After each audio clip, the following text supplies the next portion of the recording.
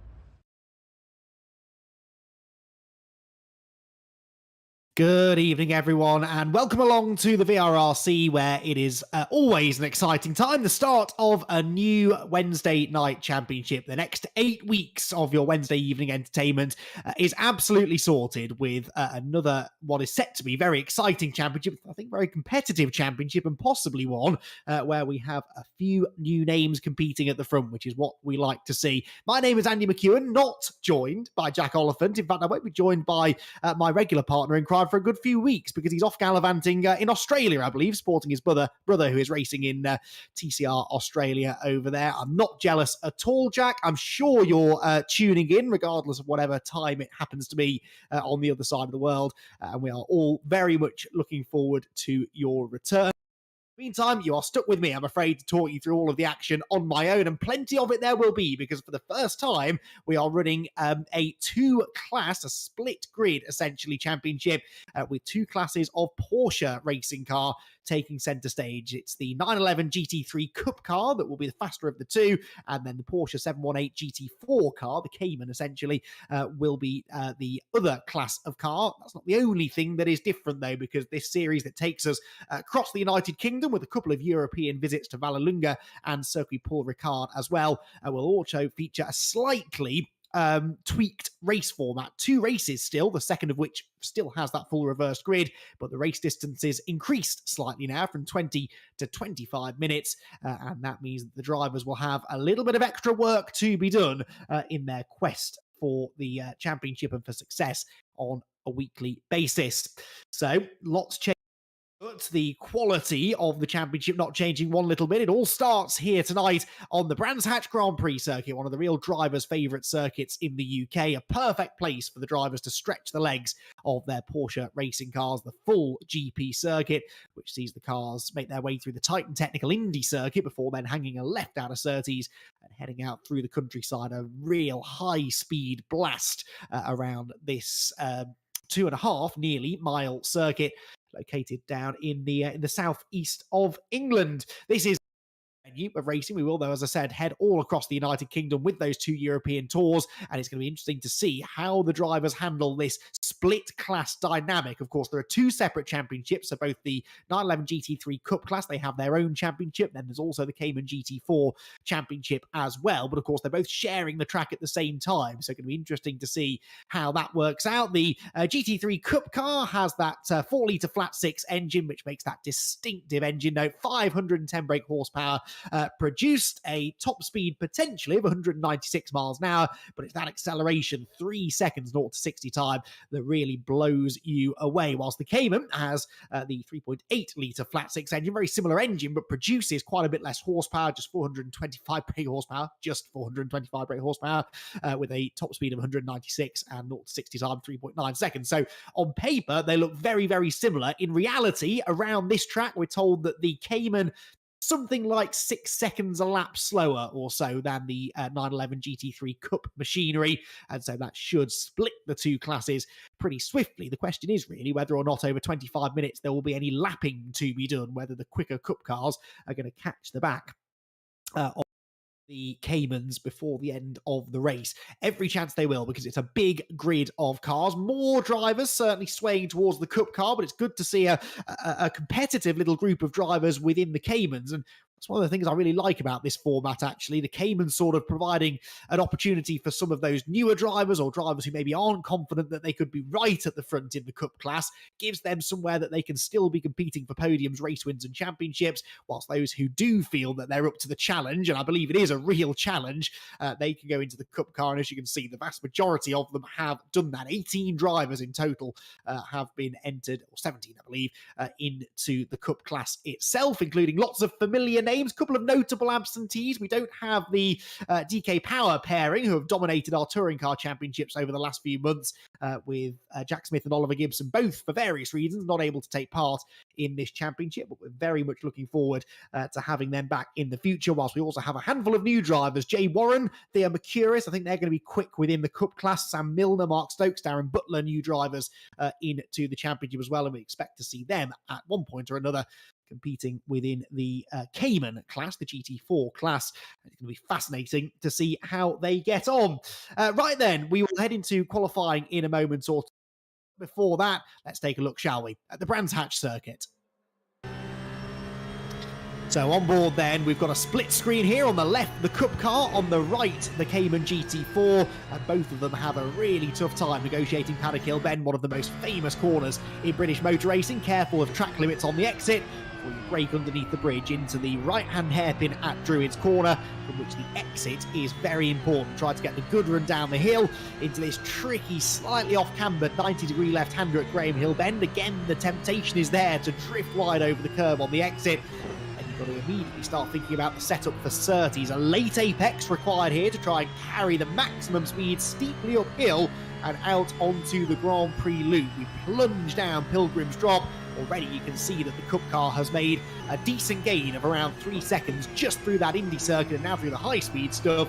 The extra power, the extra downforce of the Cup car starts to allow it to find even more time through the quick right-handers. First at Hawthorne, then over the crest through Westfield. Very easy to understeer off the edge of the road there.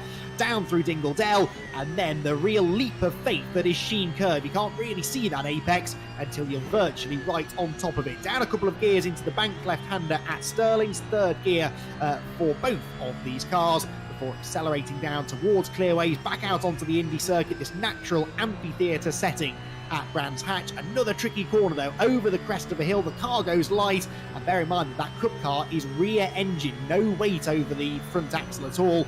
Can induce a fair bit of understeer across the line, and that's another lap of the Brands Hatch Grand Prix circuit complete.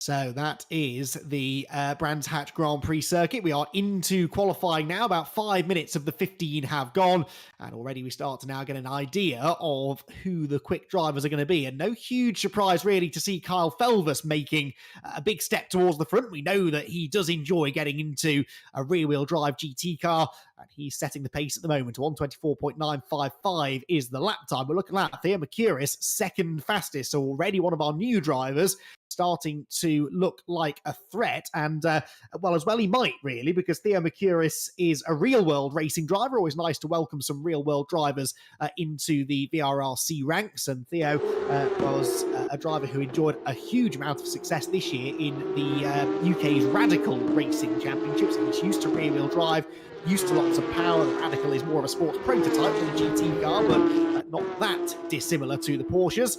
And so not a huge surprise to see him doing well. There's a big drama out of clearways, though, as one of the CAMMUS goes around, and Carl Felbus bails for the pit lane to get away from that.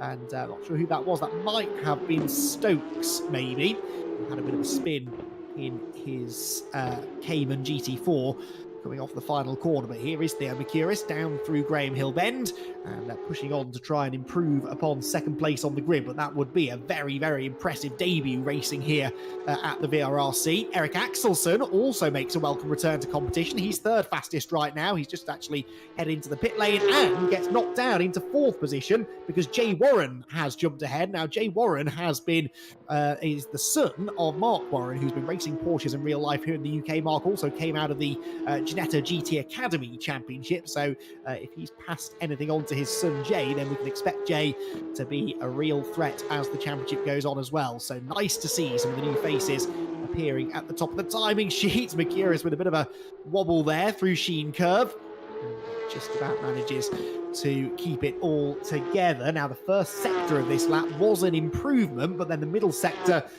he is just fractionally slower, perhaps because of that moment that he had going through Sheen Curve. He's picking up some speed, though, on the exit of clearways. Good run to the line here. Is this going to be an improvement? The answer is no, and he's only 0.004 of a second clear of this man, Jay Warren, who brings his yellow and black Porsche Cup car through the Grand Prix circuit. Now, we talked about traffic in the races perhaps being a factor. It will definitely be a factor in these short qualifying sessions. We've seen already a few instances of the CAMMUS having their own dramas and sort of finding themselves almost getting in the way inadvertently of the Cup cars. And again here we've got a situation where a Cup car is catching one of the CAMMUS on a flying lap, and I think it's Paul Laramie that Jay Warren was about to have to negotiate. Jay heads for the pit lane anyway. That means that he's coming in for new tyres. He doesn't have to worry about being impeded at the end of that lap. Eric Axelsson also with no traffic ahead, but as I started to say, Eric making a welcome return to competition here at the VRRC. He's sat out the last couple of championships, but did make a return in our 90-minute race at Le Mans for the prototypes and the GT cars a couple of weeks ago. Eric, who these days does a lot of work behind the scenes with the VRRC to help organise things like the fun races, for example, which you too could take part in if you wanted to. Just head over to the VRRC Discord and you can get yourself involved in those fun races, that the time trials that Eric has been involved in putting together. Good to see him back out there. He's a multiple former champion here at the VRRC, and another driver who we know likes a bit of high-powered rear-wheel drive machinery. Should be pretty quick tonight, I reckon, as should Joel Lask. Joel Lask is a driver who we know is competitive in pretty much any car that you put him in. It's nice, actually, to see his longtime teammate and sparring partner, Scott Bugner, back on the grid as well. Scott's been tempted out of retirement, perhaps not the right word, but certainly he's been away from competition with the VRRC for a little while. Might take him a couple of rounds just to get fully back up to speed, but he is currently 12th fastest, slowest of the Cup cars right now, but it's very tight, 1.2 seconds, covering the entire 911 Cup field.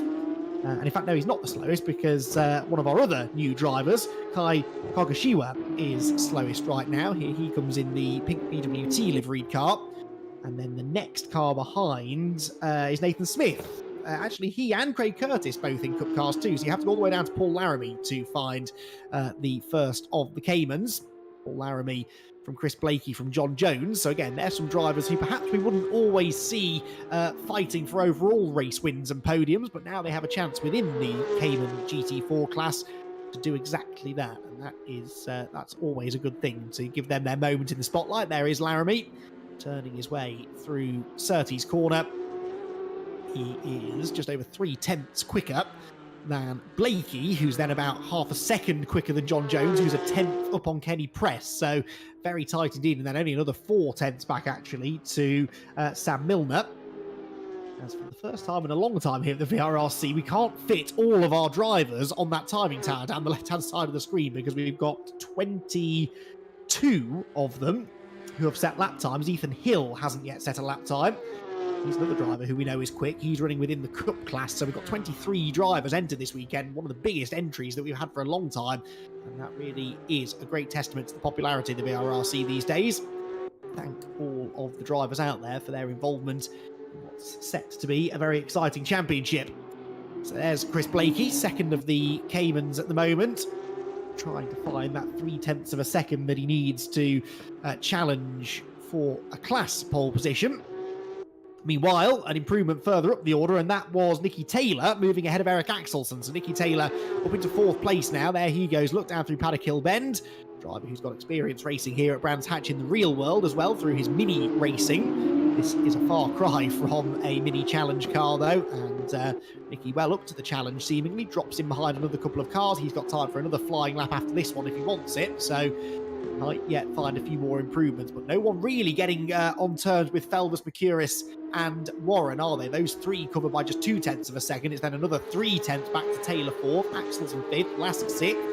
Elliot Dalton-Ayres here, the Phoenix Sim Racing driver, running in 7th position. He's got a group of cars ahead who he'll be hoping won't hold him up, although one of them's off the ground to the grass. In fact, 2 of them are, and one of them was into the barriers. That was Kogashiwa, and the Cayman was also doing his best to stay out of the way. That didn't delay Dalton-Ayres. I'll be very impressed. Well, he's done personal bests, actually, in both the first 2 sectors. He takes a lot of curb there through clearways. This could be an improvement here from Elliot Dalton-Ayres. Another 0.1 of a second could put him onto the second row of the grid. Elliot Dalton-Ayres across the line. And in the end, it's not an improvement because I think the lap time may have been disallowed, maybe, for exceeding track limits. Now, perhaps the next man we need to focus on is Jay Warren, because Jay Warren has just done a purple middle sector, quickest of anybody through that middle part of the lap. Here he comes. Beautiful, clear track by comparison to what we just saw from Elliot Dalton-Ayres there. 2 cars up the road, but he won't catch them before the line. In fact, he might even get a little bit of a slipstream, a distant slipstream from them down the pit straight. Can Jay Warren find that little bit of time he needs to move into second place? Theo Mercuris has improved in second place, so it's a couple of hundredths now that Warren needs to find, and he does more than that. He goes to pole position. Jay Warren, a 1:24.866, new fastest lap of the session, and by nearly 1/10 of a second now, he is on provisional pole, but Mercuris is also improving in that middle sector. Purple means that he's going quicker now than Warren was, but he runs too deep onto the grass coming out of Sterling's, and that surely now is going to lose him some time. It might have even invalidated the lap. Not to worry, he's got time for actually 2 more laps if he wanted them. See what happens then. Across the line he goes, 1/4 of a second away now from pole position. The lap time, I believe, was not an improvement anyway. No, it was an improvement, was it? Yes, it was, but it wasn't counted because of that little off-track excursion that he had at the exit of Sterling's corner. So, Jay Warren fastest, Kyle Felvis second fastest, Joel Lasker's just jumped up into 4th position, getting back ahead of Nicky Taylor now, so quite a competitive conclusion to this qualifying session. As we ride on board with Warren now up over the crest of the hill at Sheen Curve. Andy Dorman just jumped into 6th position out of nowhere. Good improvement there from Andy, who we think of really as more of a front-wheel drive specialist, but proving he's got some really good pace in Porsche. Drops down through Clearways corner, does Jay Warren, and he's done everything that he can. He's heading for the pit lane. Carl Felvis then onto another lap. This will be his final lap of the session. He's got a car just ahead of him. In fact, a couple of cars just ahead of him. Is he going to be able to find a way past them? Will he have to find a way past them on this lap? Carries good speed up through Druids. It's the number 17 car. That's Nicky Taylor. Now, these two usually work very well together. Nicky perhaps is trying to give him a bit of a slipstream, but he's almost getting too close now, I think, is Felvis. Will Taylor move out of the way? He's been given a flash of the lights by Kyle, and in fairness, Nicky does pull to the left, gets out of the way. Kyle Felvis can continue unimpeded, and this is a good start to the lap. Fastest of anyone else in the first sector. So Carl Felvis purple in sector 1. Jay Warren is in the pit lane and will not improve. And Theo Mercuris doesn't look like he's going all that quickly either. So this could be a real opportunity here for Carl Felvis to get onto pole position. The second sector ends, I think, in the dip through Dingle Dell. So let's see what that looks like. Hammers the curb through the right-hander. Not an improvement in the middle sector, but he's still up on the lap by what should be more than enough for pole position. But he loses it through Sheen Curve. He's off the road. And that is Carl Felvis' opportunity of pole position gone with a costly mistake. And that is a typical rear-engine Porsche moment. That he just put a bit too much weight on the left-hand side of the car as it unloaded over the crest of the hill at Sheen.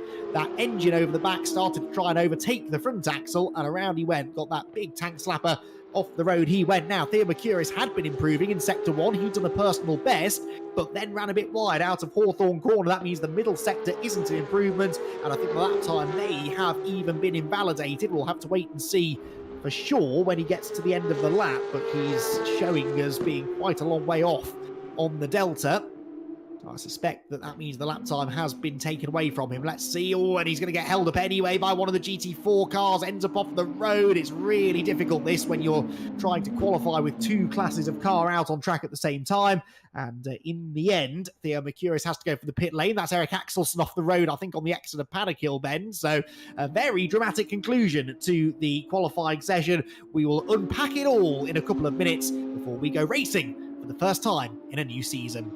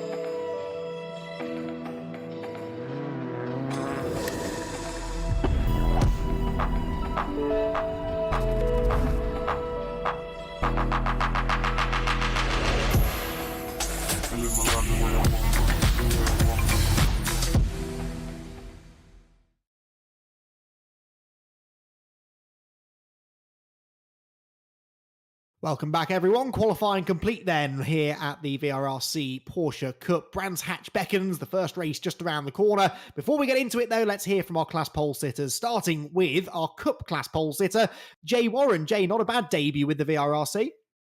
Yeah, thank you. Yeah, no, it was good. Didn't know what to expect. Didn't have much expectations coming in. Obviously, being my first race, but yeah, really happy. Hopefully, I can continue this into the race. I'm sure we'll get a chance to chat to you properly later on, but tell the viewers at home what sort of sim racing experience you have. Is this the kind of car that you would tend to be competing in? Oh, well, my dad has raced recently in Genettas and in Caymans, so I've done a lot of that with him, just trying to prep him for all the races, and so yeah, I've done a few different things. Excellent. Well, you've put yourself in a perfect position for the first race, starting from pole position. We'll wish you the very best of luck, Jay, and hopefully catch you on the podium later. Thank you. Well, we'll move on then to our Cayman GT4 class pole sitter, Paul Laramie. More familiar face here at the VRRC. Nice to be on pole position, isn't it? Within that Cayman class, which I think is going to be quite competitive. Yeah, definitely. I think it's the first pole I've had in qualifying since I've been doing this stuff. So yeah, it's good. It's been a good battle with Chris and the other guys in the championship. But yeah, it's good fun car to drive. Moves around a lot, but it's a good. And I like Brands Hatch. So a difficult place though, isn't it, in qualifying to stay out of the way of the quicker cars? Did you have any issues with that? No, I'm used to it from the racing I do in the real, because I race in a multi-class championship. So I'm used to having the cars come through. So it's having the visibility and those things I'm kind of used to, and I'm normal racing. So doing it here didn't feel much different. It's just being aware and trying to work out how best let them go past without impacting you too much. Well, you certainly seem to have that down. I'm sure you'll need all of your wits about you in the 25-minute race to come, Paul. Very best of luck. Yeah. Thanks, Andy. So they were your two class pole sitters. We have to rattle through those interviews because we are already almost ready to go for our first race of the evening then. Two classes, 25 minutes of racing, and going to be interesting to see exactly how this all pans out, because we've got that extra 5 minutes. Doesn't sound like a lot, but the drivers are used to 20 minutes. They're used to having to really get on with it in the early stages of the race, and this time around they've got a little bit more time on their hands, but that also means a bit more tire management maybe required, and trying to make sure that you've got the pace at the end of the race, not just at the start of it. But some of those who are a bit further down the order on the grid, they're not going to have a huge amount of patience, I don't think, when the race gets underway. They'll want to try and make their moves in the early stages. And let's wait and see which of them have the most success. So, Jay Warren, due to start from pole position. We will, though, have that first race coming up in just a moment or two.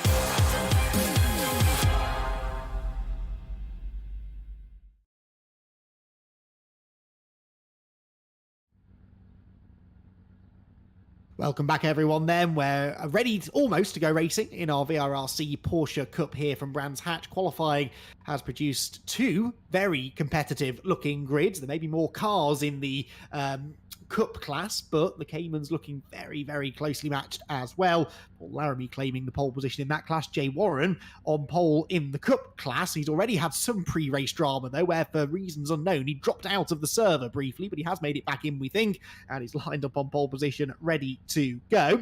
And we are only about a minute away, I think, cars released into the race. Here we can see them live on the grid. The yellow and black machine then is Jay Warren on pole, Carl Felvis starting alongside, and Theo Mercuris third. So through two brand new drivers to the VRRC, starting inside the top three positions, alongside maybe one of the pre-season favourites in Carl Felvis, racing a car that we know should suit his driving style. Who is going to get the run into that first corner? Paddock Hill Bend could be crucial. Not easy to overtake always in these kind of cars, especially on a narrow, twisting, old-school circuit such as the Brands Hatch Grand Prix layout. So getting into Paddock Hill Bend first is of the utmost importance. And of course, those starting deeper in the field will really just be looking to try and avoid getting caught up in any carnage. There will inevitably be a couple of incidents here at the start of the race. It's a narrow track. It's a really difficult run through those first few quarters. And these cars can be quite lively, I believe, especially on cold tyres, cold front tyres, because there's not much weight over that front axle. Cold rear tyres, just because you've got so much power to try and get down through the rear wheels. So who's going to be able to handle that the best? It's time to find out. A new season of racing here at the VRRC about to burst into life at Brands Hatch. Can Jay Warren make the most of pole position? He gets off to a decent start, but Carl Phelps' reaction times, I think, a little bit better, and he's pulling up alongside already on the outside line into Paddock Hill Bend. Jay Warren just manages to hang on, and Felder slots in line behind him, looks to the inside though as they head for Druids, and Jay Warren only sort of half covered that. There is a gap on the inside line, and Felbus needed no second invitation to fill that gap. Warren, though, hangs on round the outside. And, of course, the next corner's a left-hander at Graham Hill Bend. He's going to desperately try and fend off Felvis here. This could back them both up into Theo Mercurius, though, who sees almost an opportunity there to make it 3 wide down the Cooper Straight before eventually just settling for trying to go into second. Well, he has a nibble at the leader, actually. Felvis runs out wide. Warren hangs on, and it's now side by side for second place as they run down towards the fastest part of the circuit at the bottom of Pilgrim's Drop. Nicky Taylor is there in 4th position. Andy Dorman up into 5th after a really good start, but it is Jay Warren who converts pole position just about into the early race lead. That was nervy stuff, though. Brilliant racing respect shown by both, well, in fact, all 3 of the leaders, really, because on a number of occasions I thought that was going to end in contact, and they luckily managed to avoid it.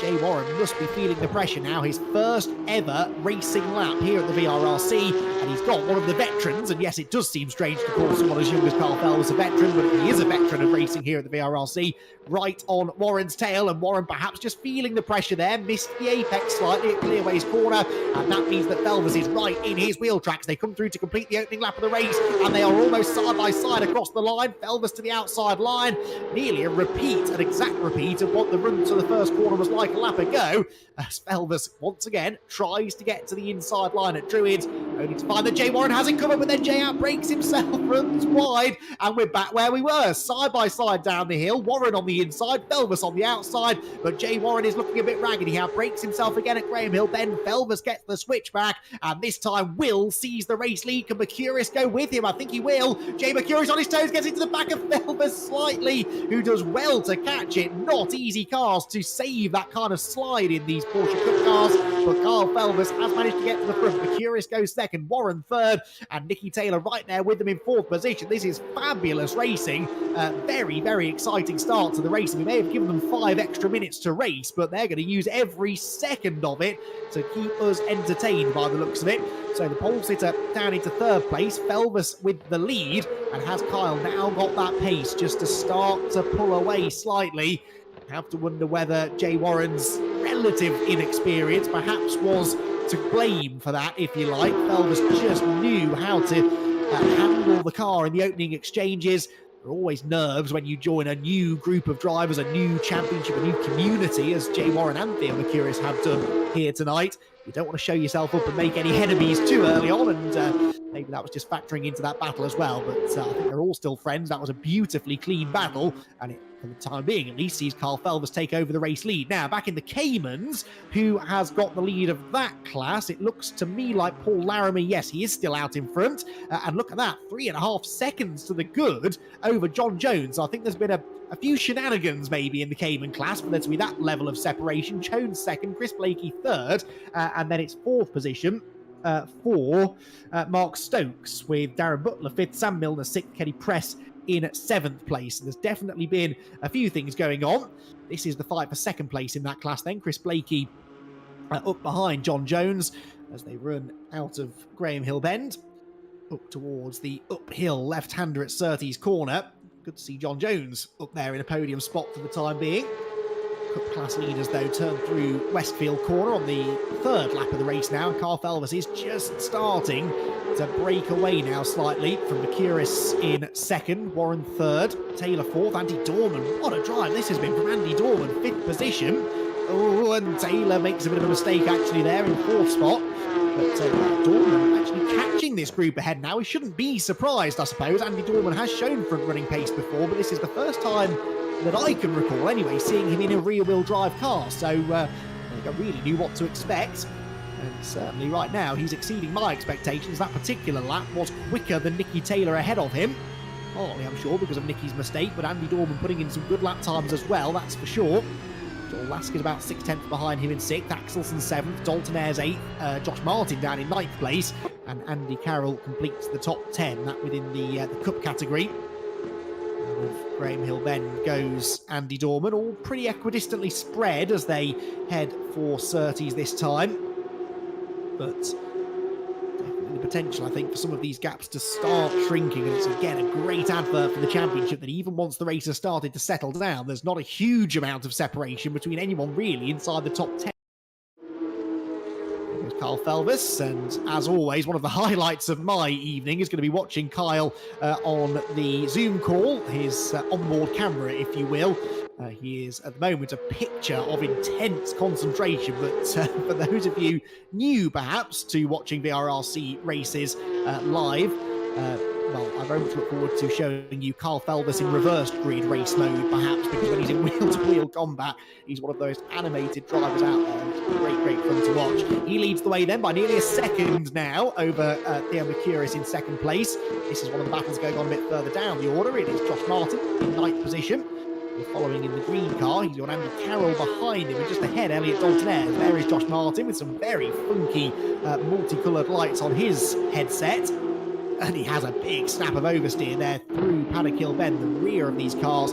So lively because it's such a unique design of car. All of that weight over the rear axle, the front of the car can sometimes feel a little bit disconnected to the rest of the car. It's very easy to pick up some mid-corner understeer, which then as soon as you get on the power, turns to corner exit snap oversteer, and with all of that weight hanging over the rear axle, it's very easy to get into a bit of a tank slapper from which you can never really recover. So Martin doing everything he can just to maintain control for now, really. He heads downhill in the number 89 car. Good battle going on just ahead of him, though. That looks to me like it's Eric Axelson on the tail of Joel Lask. So, and in fact, they're both on the tail of Andy Dorman. So Dorman running in 5th position. He's now started to fade away from the leading quartet, and perhaps is becoming the cork in the bottom. We ride on board with Axelson in 7th position. Over the hill at Sheen Curve, a lot of curve taken by Eric. Often, at least, we'll talk about Eric Axelson being sort of stuck down in 7th position. It will naturally take him a couple of rounds to knock off some of the cobwebs and that race rustiness. But he's starting now, I think, to warm to the challenge, especially as Dorman, a couple of cars ahead, is starting to make some mistakes. He missed the apex there at Clearways. That could just tempt Joel Lask into making a move here, and that might then present an opportunity for Axelson to come through as well. So the three of them head through Paddock Hill Bend absolutely as one. Andy Dorman suddenly a second and a half behind Nicky Taylor ahead of him, and starting to come under some real threat. And of course, as he now starts to hold these two up, it also brings Elliot Dalton Ayres onto the back of them. So 4 cars in a line. And Elliot running very wide over the exit curb at Graham Hill Bend there. Just about managing to get the traction down, though. Gain on the 3 cars just ahead. Now, at the front of the field, all of a sudden, I think they're side by side for the race lead. I think Felvis must have had a mistake somewhere, because Theo Mercurius is all over him, and in fact, he's up the inside as they head for Westfield Corner, so perhaps another lead change on the cards, and indeed it is. Theo Mercurius goes through. What on earth happened there then? Did Carl Felvis have a mistake somewhere? He was nearly a second clear last time we saw him, and suddenly Mercurius becomes the 3rd different leader of this race. We're not even 10 minutes into the season, and it's perhaps shaping up to be one of the most competitive championships we've ever run here at the VRRC. So Theo Mercurius hits the front. That little side-by-side exchange has brought Jay Warren onto their tail again. Apologies in advance, by the way, Jay, if I do refer to you as Mark at any point. I may already have done that once or twice, but having commentated on his father in Ginettas for a couple of seasons, old habits sometimes are not too easy to break out of. But anyway, Jay Warren running in 3rd place, very much part of the lead group as well. And he is now going to be very excited to see what happens ahead of him, because if Felvis and Mercurius do start getting into each other and doing battle, that could maybe open the door for Jay to break back into at least 2nd, maybe even the race lead. So down the Cooper Straight they go. Mercurius to the front, and Felvis and Warren in behind. We're right on board with the 2nd place man now. Jay Warren a bit scrappy maybe out of Dirty's corner, just trying to get that power down. But again, that understeer that you can sometimes pick up in these cars, it's not normal really for a rear-wheel drive GT car, but the unique design of the Porsche 911. You need a unique driving style really to get the very best out of them. Right now, these 3 drivers are a bit of a cut above the rest, aren't they? They've pulled 1.5 seconds over Nicky Taylor, who's then 2 seconds clear of Dorman, who still holds on to that 5th position. The Felvis eye view here, though, heading into Sterling's corner. Really satisfying corner when you get it right, but very easy to run a bit too wide on the exit and ruin your run down the hill into Clearways. So, Curious then will lead them around at the end of another lap as we tick now towards the halfway point of the race. 6 laps completed, and Curious looking pretty confident out in front. First time he's been in the lead of the race, of course, and he's looking like he's making good forward progress now, trying to break away from Felvis if he can. Just misses the apex slightly at Druids, but not enough to allow Felvis through on the inside line. They drop through Graham Hill. Oh, that was one of the Caymans off the road. I think I was about to make mention that Paul Laramie is still leading in the Cayman class. But that is one of the Caymans going very, very slowly. Is that Mark Stokes, potentially? It was Butler, excuse me. That was Darren Butler stationary at the side of the road. Perhaps just staying out of the way of the Cup cars, but it looked as though he'd had a drama of some kind. And he will lose a lap to the Cup cars, some of whom are continuing to battle down into Hawthorne's corner. That was Eric Axelson there looking to the inside of Joel Lask, and might still have half an opportunity into Westfield. No, Joel moves over to the inside to cover. But as this group continues to battle, Andy Dorman now starting to get away from them again. So Dorman's weathered the storm for now, still sits in 5th place. Oh, Axelson! Big slide through Sheen corner, and that surely gives Dalton Ayres a chance. Up the inside he goes, and Eric had to leave the door open, but the camber through Sterling's means you can go round the outside and still get off the corner pretty well. So Eric Axelson survives that moment, but that's exactly where Carl Felvis spat himself off into the scenery qualifying through a very similar moment. Axelson with some good car control there to not only keep going in the right direction, but also to keep hold of the place. Now, speaking of Carl Felvis, he wants the lead back, and he's snapping at the heels once more of Theo Mercurius. Up through Druid's corner they go. Can he go right round the outside? No, gets on the curb, almost loses it. Again, quick hands from the youngster to keep hold of the car, keep hold of second place. But it's these moments, isn't it? Round 1 of the championship, the temptation is there to just bank the points, settle for second place. But Carl Felvis knows, given how close these championships tend to be come week 8 of the season, that you need every point that you can get. The drivers can drop their 1 lowest scoring round of the season. So of the 8 weeks, whichever week they score the fewest amount of points, that gets dropped, that gets forgotten about. So you can afford to have 1 bad night. Felvis knows that he's on the pace, he's got the speed potentially to win this race, and he wants to try and maximise that opportunity if he can. But flirting with disaster there with that moment through Druid's corner. Jay Warren's got a grandstand seat of this as he turns through Sterling, just maybe a little bit shy of the apex there. See, it just drops him a length or so down the next straight. Into clearways. Over the crest, the car grips up nicely though when you hit that compression. Accelerate towards the line again. We are into the second half of what has been a thrill-a-minute opening round of the championship. And Theo Mercurius leads the way by only half a second over Carl Felvis, who spent a lot of this race in second place. At first chasing Jay Warren, now chasing Mercurius. He lead briefly, but something happened to him that allowed Mercurius to come through. And there, Theo is doing his best not to look back. Now, what has happened, if anything, in this next group of cars? Well, actually, not a lot. It's still Dorman 5th, Lask 6th, Axelson 7th, Dalton Ayres in 8th position, and Josh Martin is the green car, just sort of lurking on the horizon behind them. And Carroll then engaged in a battle with Nelson Abprinosa for 11th, then it's Bugner, Kogashiwa, Hill, Curtis, and then Paul Laramie continues to lead in the Cayman class. And he's actually up ahead of Nathan Smith, who's one of the Cup cars. So Paul Laramie is class of the field in the Caymans. Smith has just gone back ahead of him, but Laramie is still 9 seconds clear of Chris Blakey, who's 11.5 up the road from John Jones. So Laramie, I think, is genuinely battling with Nathan Smith here, who perhaps is struggling in the Cup car a little bit. And making a couple of little mistakes. Understeers wide out of Druid's corner.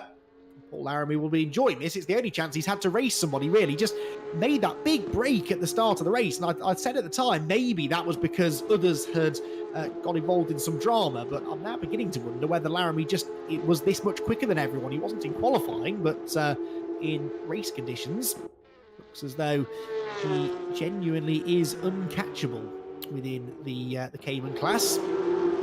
The Cup cars, bit of traffic now to be dealt with, and that nearly went wrong there for Joel Lask. A bit of a miscommunication with one of the Caymans coming out of Paddock Hill Bend. No major harm done, but difficult job for those in the slower class. The onus is in some ways on them to stay out of the way, but then in other ways, the the worst thing that they can do really is start weaving off the racing line or suddenly slowing down to allow the others through, because then they become unpredictable, and there's nothing worse than an unpredictable back marker. The drivers in the quicker class need to know where they're going. Someone was getting sideways there. That was Andy Carroll, and he's off the road, I think. So Andy Carroll, who had been hanging on to that 10th place, just made a mistake through Surtees' corner, and he will rejoin in 12th place. Nelson Habranosa and Scott Bugner have both found a way past him. So Carroll rejoins the race, but yeah, to my previous point, difficult for those slower cars. They've got to be as predictable as possible, but that sometimes means that they have to go through the corner at some point, and the quicker cars just have to execute a bit of patience and wait for the next straight. The Cup cars have a lot more horsepower, so they should be able to drive clear past the Caymans down the straights. Better to do that than go for a risky move through corner that may well be really just single file, such as some of the corners out on the Grand Prix loop, for example.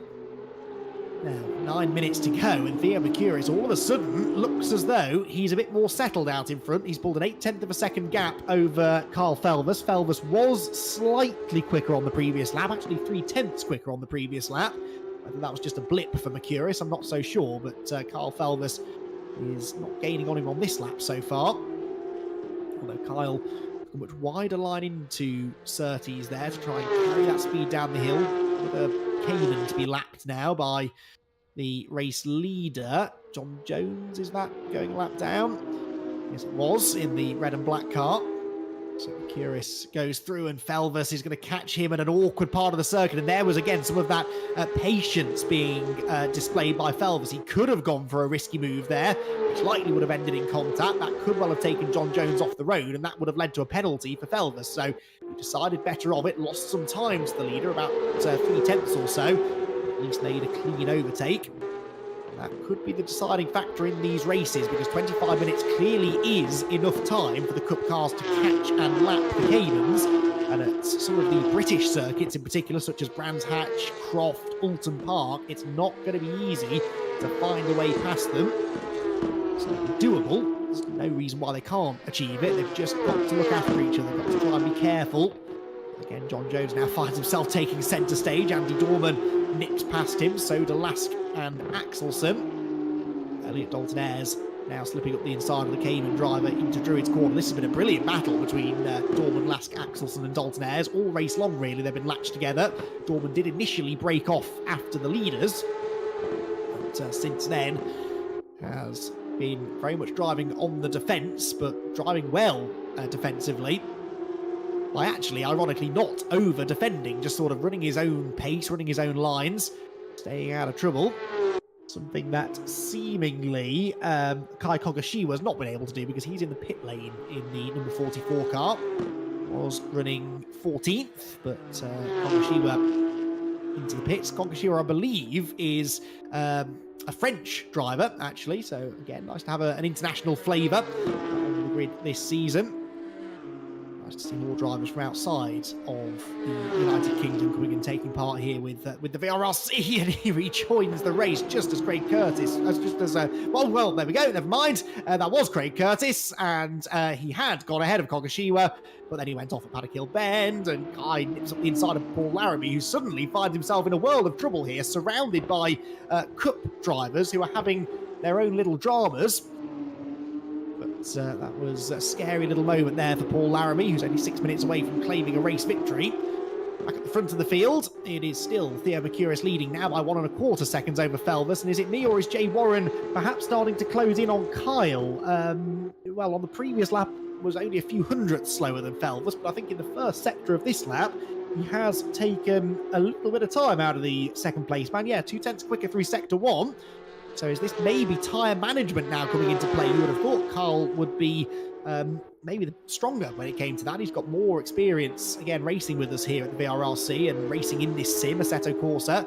Knows the tyre model, as Stephen Smith going rash tracking just in front of them. But seemingly it's Jay Warren who's got the better speed at this point of the race. That's Craig Curtis off the road. There's all of a sudden drivers throwing themselves at the scenery left, right and centre. But can Carl Felvers retain this second position. We've had a change further back, by the way, as well. Eric Axelson's got himself ahead of Joel Lask. That was for 6th position. Here they come through Sterling, so Eric Axelson up 1 spot, Joel Lask down to 7th. He's got Elliot Dalton-Ayres behind him. Here come the leaders, though. More traffic ahead. Is that Kogashiwa now being... no, that's Smith, isn't it, about to be put a lap down? Nathan Smith. A similarly liveried car to Kai Kogashiwa, just to confuse me. The leader's gone through cleanly, but where do the 2nd and 3rd place drivers catch him? Somewhere on the exit of Druids, seemingly. Now, Nathan will hold the inside line, will he? Felvers to the outside, Warren goes with him, and just didn't dare turn into the apex there because he knew that Nathan Smith's car was somewhere to his left, and so that just lost Jay Warren that little bit of ground that he had gained up. But 4 minutes 20 seconds to go. He could still be a challenger here for 2nd place in the race. He's obviously got some good speed at this point in the proceedings. He was 7 tenths quicker than Felvers on the previous lap, so only 6 tenths adrift as they head for Hawthorne, then Westfield. Next car to put a lap down is Paul Laramie, the Cayman class leader. So Laramie will once again have to keep an eye on his mirrors as the quick cup cars come up behind him, whilst further back, Eric Axelsson now sets his sights on Andy Dorman. If Eric can get into the top 5 here, that I think would be a very solid return to racing with us at the VRRC, and I think he's got the pace to do so. Eric's never been known for being an overly aggressive driver, but I think he will feel here that he's got the speed to challenge Dorman. He wants to do it cleanly, but decisively, and I think this might be his chance actually, because Dorman was sideways at clearways, and look at the extra momentum that Axelsson carried off the corner. He's in the slipstream as well. The overhead view shows that gap coming down beautifully, sells the dummy to the outside. I thought maybe he was going to dive back to the inside line, but instead tries to carry the speed off the corner. Can he get to the inside into Druids? No, Dorman covers the middle ground, so Axelsson tries to commit to the outside line instead. Can he go right round the outside at Druids? He's still got his nose just about level, runs onto the curb though, and Andy Dorman will hang on again. Brilliant camera angle that actually. The overhead view really shows the different cornering speeds that carrying different lines produces. By going in tight, Dorman gained on the entry to Paddock Hill Bend, but then lost speed on the exit, had to again defend at Druids. Fascinating stuff, as it is here in the fight for 2nd place, which once again is joined. Carl Felvers has been caught by Jay Warren again. As though we're going to get 2 of our new drivers on the podium. Will they fill out the top 2 positions, though, in the Cup class? It's a possibility, isn't it? Because Jay Warren does look faster than Carl Felvers right now. What's going to happen then? Through the final couple of corners they go. They're going to have time for 2 more laps here. So we could still see a change for 2nd position. Traffic further back, or in fact this isn't traffic, this is just the battle for 5th position. Andy Dorman hanging on gallantly, but this is starting to look like a really difficult job that he's got on his hands. Eric Axelsson is piling on the pressure again as they head for Paddock Hill Bend. Again, that superior exit speed for Eric, but he's just a bit too far back, I think, to go for a move at Druids. Wildly different braking points, and was that a bit of contact maybe? I think it was. That was Joel Lask into the back of Eric Axelsson. No harm, no foul, but just letting Eric know that he's there. It's the kind of nose-to-tail contact that in touring car racing you get away with pretty easily, but in these cars, so easy to tip the car ahead into a spin, and that, I'm afraid, would have been a slam-dunk penalty for Joel had Eric lost control. Eric didn't know, and the battle can continue now with a lap and a half to go. They're going to catch Paul Laramie now down at the bottom of Pilgrim's Drop. This isn't going to work well for Dorman, I don't think, because he's going to catch the Cayman class leader right on the exit of Hawthorns, goes to the inside towards Westfield, and Eric Axelsson, look, stands on the outside line to try and get the better run off the corner. There's almost contact with Laramie, though, who's in a really precarious position, not for the first time in this race, and actually Axelsson could lose out here to Joel Lask, who's on the inside at Sheen Curve. It's very difficult to go side by side through that part of the track, and Joel Lask had to bail out of it, but that was good side-by-side racing again. Nathan Smith off the road once more, just in front of them. He at least gets out of the way of this lead lap group. whose battle is intensifying by the corner now as we begin the final lap of the race. The leaders have already started the final lap, and actually that lead gap is coming down now as well. It was back under a second just about as Kyle Felvers launches a late charge. He's got the headlights on. He's flashing them, I think, at Theo Mercurius as they drop down through Graham Hill Bend. And Theo, despite all of that real-world racing experience and success that he's had, is going to be feeling the pressure here, definitely. And Kyle Felvers is thinking, well, if I can just increase that pressure that Theo is feeling, maybe, just maybe, there could be a mistake to be had here. 8/10 is the margin now as they drop down into Hawthorns for the final time. And towards the fast right-handers that make up the Grand Prix circuit. Right-hander at Westfield, Dingledale through the dip and then into Sheen Curve. And over the hill they head towards Stirling's Corner. Theo Mercurius, I think, is going to manage this now. Theo Mercurius, after a ding-dong three-way battle for victory, has only now one more corner to negotiate before he claims the first checkered flag of the season. Not bad going for his first ever race here at the VRRC. We have a new winner, and it is Theo Mercurius, who wins at Brands Hatch. Second place goes to Carl Felvis, and Jay Warren will be very pleased, I'm sure, with third. I know he started on pole. I know he'll be disappointed not to win, but a podium in his debut is not bad going at all. Nicky Taylor is fourth. Andy Dorman is just going to conclude the defensive drive of his life there to hold on to fifth position ahead of Axelson sixth, Lask seventh, Dalton Ayres in eighth, and Josh Martin in ninth. Meanwhile, Paul Laramie victorious in the Cayman GT4 class, and that is a pretty dominant drive from him, it has to be said. He was overtaken there by Nelson Abranosa and Scott Bugner, I think, who were battling for 10th place as they headed to the line. Who's going to be second in that Cayman class? It's going to be Chris Blakey, isn't it? Who will be second, and third position for Craig Curtis, who will be some way behind. But wait for them to make it to the line. Kai Kogashiwa here after a visit to the pit lane. It's going to be a little way down the order. Nathan Smith's had his dramas as well. There is Blakey. He's come home second place within the Cayman GT4 class.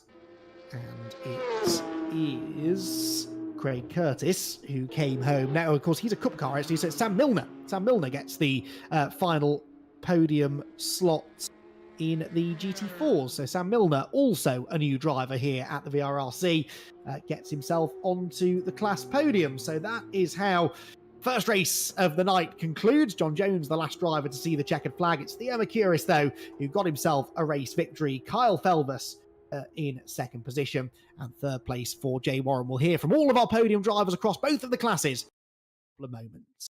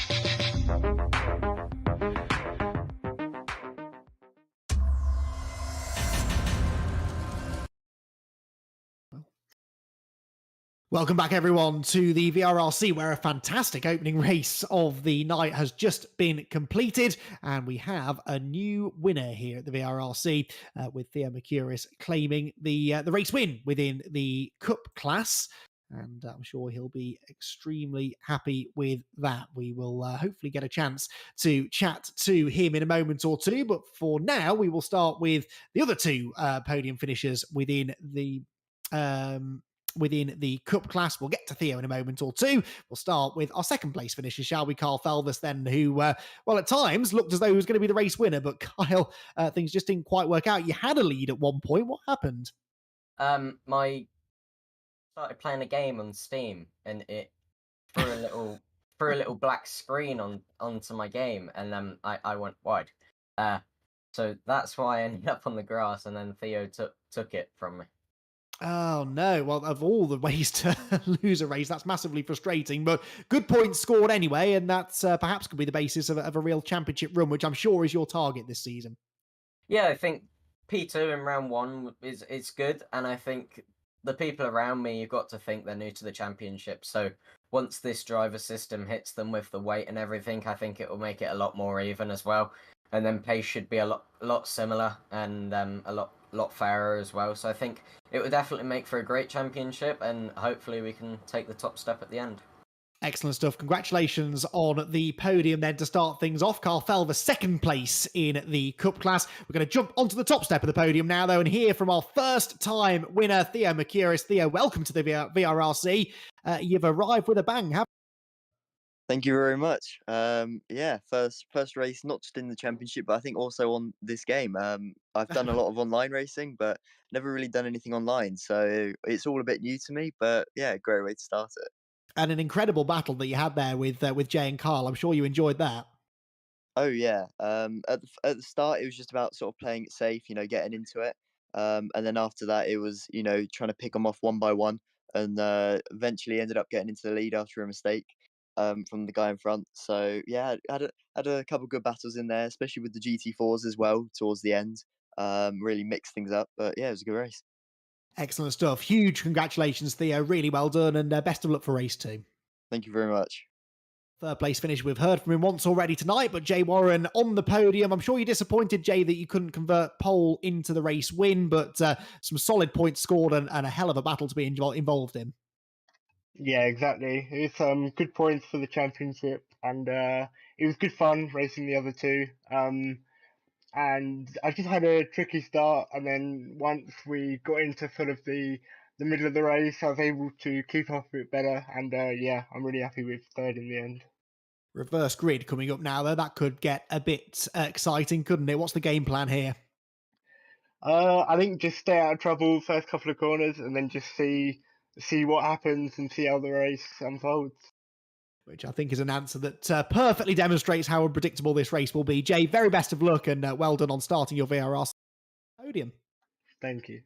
So Jay Warren then gets onto the podium in the Cup class in the Caymans. A dominant victory in the end from pole position for Paul Laramie. I think the most exciting part of your race was dealing with the Cup cars, wasn't it? Oh, Paul has muted himself. Let's see if he's hearing us. Paul, are you there? I will have to take that as a no. We'll try and get back to Paul in a moment or two. Let's go to, instead, our second place finisher, Chris Blakey, who I can see has not muted himself. And Chris, solid result for you there. Talk us through your race from your perspective. Hi there. Yeah, I think Paul should be disqualified for being on mute, personally.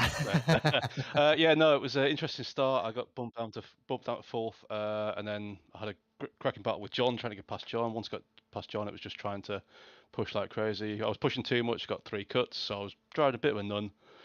And then I just couldn't catch Paul at the end of the day. So I had a bit of a spin as well, which scared the living daylights out of me. But onwards, upwards, mate. We survived. We went onwards. It was good racing. Well done, Chris. Congrats on the second. We didn't spot the spin, so you could have got far too honest was our second place finisher. Right, we do now have Paul Laramie, I believe. Paul, entertaining race, at least when the Cup cars were coming through. Yeah, it was towards the end. Managed to get a good lead at the beginning and stay consistent through to the end. Just had to make sure I managed the cars coming through, so not try and let Chris catch up too much. But yeah, as overall, really pleased with that. Nice to get to the end and win the race. Indeed so. Nicely summed up, Paul. Well done on the class victory. And finally, last but not least, third place with class Sam Milner, another new name on the podium. That's been the theme of that first race. Happy with that, Sam?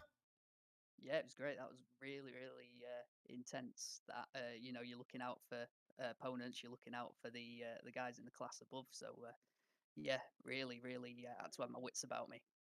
Looking forward to race 2. Of course, a smaller grid in the Cayman, so the reverse grid might not lead to as much chaos. That's the hope anyway.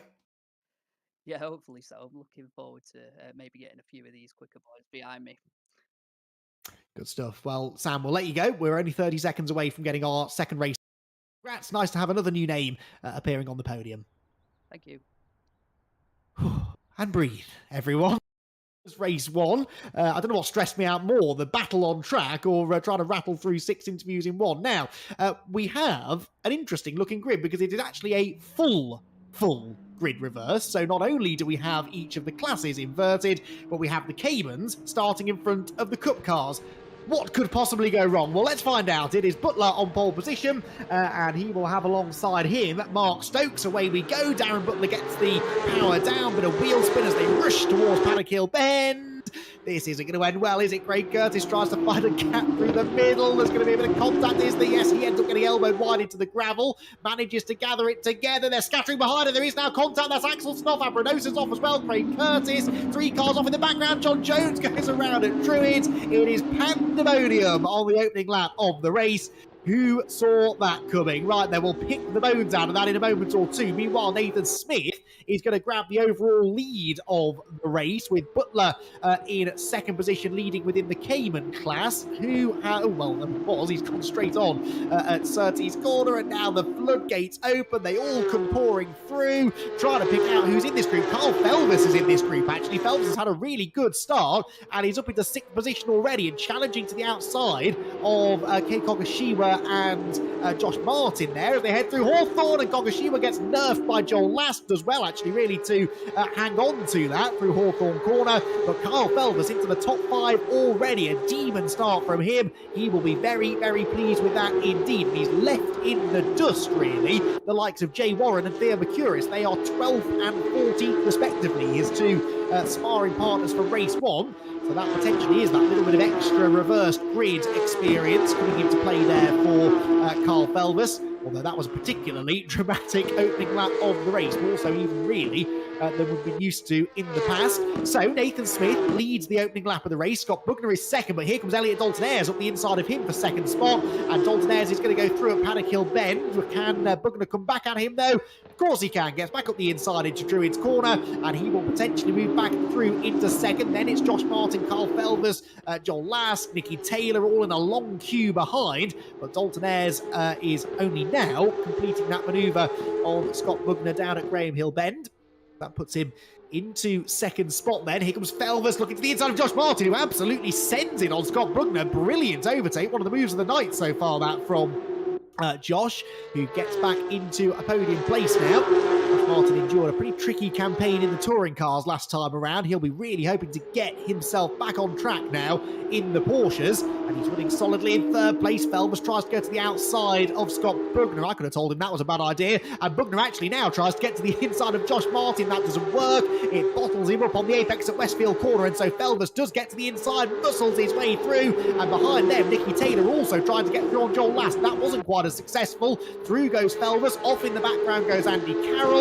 I hope you're all making notes because this is getting very, very busy. So much happening at once, including now a battle for the race lead as well, as Elliot Dalton-Ayres has caught Nathan Smith. To the outside, here goes Scott Bugner trying to get back ahead of Carl Felvis. Inches between them as they head through Clearways and Clark Curve to complete only the second lap of the race. And I don't think I've stopped for breath yet in the first 2 laps of action. This has been manic stuff. Felvis early on the brakes, and Bugner, as he nearly ran into the back of him, then gets overtaken by Joel Lask as they drop down through the dip at Paddock Hill Bend. He's looking back to the inside of Lask, but Joel is late on the brakes and manages to make 5th position his own. It's still somehow Nathan Smith who leads, by the way, despite the threat of Elliot Dalton-Ayres and Josh Martin in his mirrors. Out of Graham Hill Bend then towards Surtees corner. And as they head out onto the Grand Prix loop, Nathan Smith gets a wheel on the dirt, runs out wide. That will open the door nicely for Elliot Dalton-Ayres and for Josh Martin. And they will move through into positions 1 and 2. So Elliot Dalton-Ayres now hits the front. Martin second, Smith third, Felvis fourth, Lask fifth, 6th for Bugner, 7th Nicky Taylor, Jay Warren's up to 8th position now, Andy Dorman 9th, and it is Ethan Hill completing the top 10, just ahead of Theo Mercurius. I'm trying to scan down the order to find the first GT4 car. That I think is Chris Blakey, running in 15th place overall. Paul Laramie second in that class, he's 18th outright, and Kenny Press sits in 3rd position. There is Chris Blakey, though second in the earlier race, had that spin that he mentioned, but still managed to somehow come out of it with a 2nd place finish, and he's got 2 of the Cup cars who were involved in that turn 1 skirmish right behind him, Nelson Abranosa and Eric Axelson. There's more chopping and changing up front though, and that was contact between Nicky Taylor and Joel Lask, I think, going through Clearways corner. Yes, it was. Joel Lask in that sort of multicoloured car manages to fend off Nicky for now. they head for Paddock Hill Bend. I mean, this has been drama from the very start of this second race. We're not even quite 5 minutes in yet, and Elliot Dalton-Ayres leads the way, but looked as though he'd outbraked himself slightly there at Druids, got back into the late apex, and managed to keep Josh Martin behind him. So, down through Graham Hill Bend they go. Bugner sitting in fourth position. There is Theo Mercurius, so the race one winner into ninth now. Jay Warren is into sixth. Don't count those two out because we know they've got good pace, and whilst they've not made the electrifying progress through the order that Carl Felvers did, they're almost back on his tail now, actually. Felvers runs third. Warren's only 3 places and about 2 seconds behind him, so there you see Felvers, the purple car. And the yellow machine is Jay Warren, who was fastest in qualifying and has demonstrated some really good racecraft in this one to pick his way through the order. Mercurius down in ninth is only a couple of seconds further back as well, so those two definitely still contenders for a podium here. They head up through Sheen Curve again, and towards the left-hander at Stirling's. Nathan Smith, by the way, must have had another moment somewhere because he's dropped down into 14th, having initially lost the lead at Surtees. He's obviously had another drama, although it doesn't take much for the whole field to come swarming through. Look how closely bunched they all are as they head for the start of another lap, where Carl Felvers is on the rear bumper of Josh Martin. This the battle then for second position. Felvers looking to try and find a way through as quickly as he can, because it won't be lost on him that there are some other quick drivers coming through the field behind him. Defensive line, though, taken by Josh Martin. We saw from a couple of drivers in race one that as long as you don't make a mistake, you can defend relatively easily around Brands Hatch. And Josh Martin knows a thing or two about that. Won his one and only VRRC championship here on the Brands Hatch Grand Prix circuit a couple of seasons ago, back in the one of the first touring car championships that we did. And we know that he likes this place. Came into that round needing to basically score every point possible, and he did more or less manage to do that. Start of the season now, but the points are still as important to both him and Carl Felvers in behind. Carl Felvers looks to be the quicker of now, but where does he make his move then? Out of the right-hander at Westfield through Tinkledale into Stirling's corner then. This is all just allowing Elliot Dalton-Ayres to pull a little bit of a margin now. Elliot, the best part of a second clear of these two. Now, no doubt that if Carl Felvers can break... Oh, that was Bugner. That was Scott Bugner off in the background. Now, whether he jumped or was pushed, I'm not sure, but Scott Bugner plummeting down the order. Yeah, I have every faith in Carl Felvers that if he can get second place here, he should have the pace to catch Elliot Dalton-Ayres, but it's the getting of second place that is... Well, I was going to say going to be not that easy, but actually Josh Martin makes it very easy for him by virtually pulling out of the way at Paddock Hill Bend. I think he realised there that Felvers was quicker, and potentially Kyle could now drag Josh onto the tail of the leader. Not if you do that, Josh. Gets into the back of Felvers through Druids. That wasn't intentional, just rolled into the corner a bit too quickly, and Carl Felvers nearly found himself getting turned around. But thankfully, they managed to keep it pointing in the right direction. Right, Jay Warren, whilst that's been going on, has got past Nicky Taylor, and he's into the top 5 now, onto the tail of Joel Lask as they climb the hill.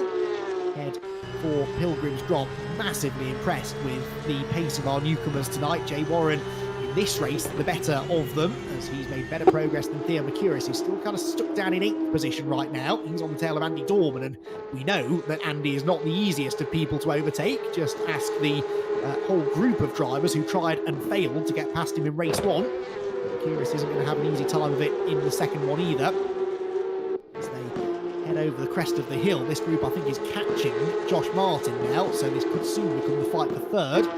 Whilst, of course, Felvers chases on after the race leader. Right on board with Jay Warren. Through clearways, wide line in, tried to get the power down. Bit of a snap of correction needed there. Bit of oversteer as he committed to the corner. Just lost him a mile an hour or so on the exit, which means he's not really close enough to get past Joel Lask, who himself is the king of the dive bomb here at the VRRC. Of course, that's another thing, really, that the likes of Mercurius and Warren and some of the other drivers in the Caymans as well, people like Butler who are new to the championship, need to learn the way that all of the other drivers race each other. People like Carl Felvers and Josh Martin and Joel Lask and Nicky Taylor, they've been racing each other for years, so the others need to kind of learn how to approach battling Joel Last. We know that Joel is not afraid to get his elbows out, but Jay Warren might not know that, and so he's maybe going to be tempted to go for a move that others wouldn't really attempt. He's surely now tempted to make a move. I would not suggest going around the outside of Joel Last or Hawthorne is a good idea, and in the end he bails out of it. Joel Last carries the speed into the right-hander, but instead a bit slower on the exit, runs onto the grass as well,